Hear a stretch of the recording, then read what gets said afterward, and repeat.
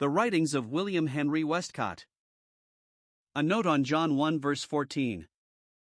W. H. Westcott. Extracted from Scripture Truth, Volume 36, 1948, page 89. In the Authorized version, this verse reads, "And the Word was made flesh and dwelt among us, and we beheld his glory, the glory as of the only begotten of the Father, full of grace and truth." In Darby's New Translation it is, "And the Word became flesh, and dwelt among us, and we have contemplated his glory, a glory as of an only begotten with the Father, full of grace and truth." Differences will be noted in the above, worthy of reverent consideration, reverent because they speak of one whom all true Christians revere. The first change is from was made to became. The same Greek verb is used 5 times in the same form in verses 1 to 14 of this chapter, and several times also in another form.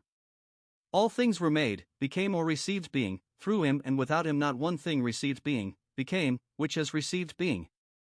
There was, became, a man sent from God. The world was made, became, by him. The Word became flesh. It is clear then that Scripture, in saying that the Word became flesh, teaches us that this was a new beginning, a condition not existing before, but now become true of the one who was and is the Word. And all true Christians agree surely that the words became flesh refer to his becoming man, to the incarnation of the Word, in fact. The second difference is in one sense a minor one. We beheld, in that context, would probably convey to any spiritual mind that it was spiritual vision and not mere physical sight. So that it would not mean a mere incident in the lives of the beholders, but a continuous impression upon the mind, and hence is rendered in the New Translation as, "We have contemplated his glory." But this note more especially relates to the words that follow. The Authorized version has, "the glory as of the only begotten of the Father." The New Translation has, "a glory as of an only begotten with a Father."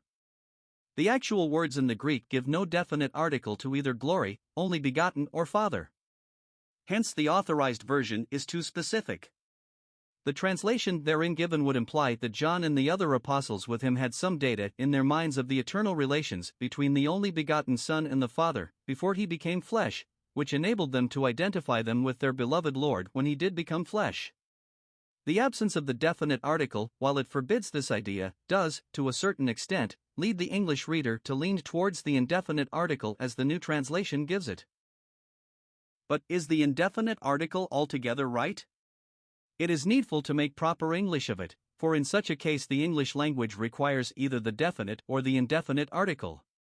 Does not the insertion of the indefinite article, however, somewhat obscure the passage?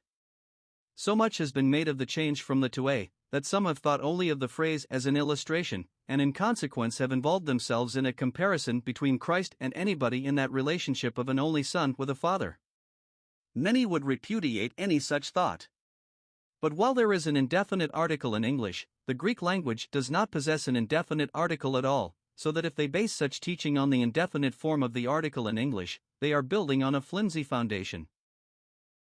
The Greek words for his glory, a glory as of an only begotten Son with a Father, taking them in their order, and literally translated are, the glory his, glory as only begotten, or unique, with Father. Now if their meaning be limited to illustration, then we must find some only Son with a Father in human history who answers to such a description.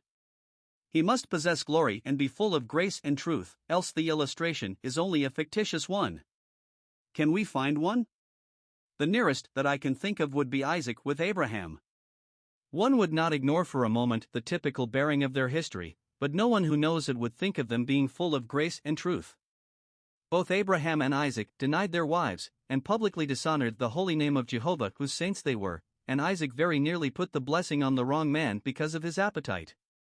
It will not do to use the indefinite article in that verse, because there has never been in human history any such instance as is suggested, to give basis for the comparison either in respect of glory, or of grace and truth.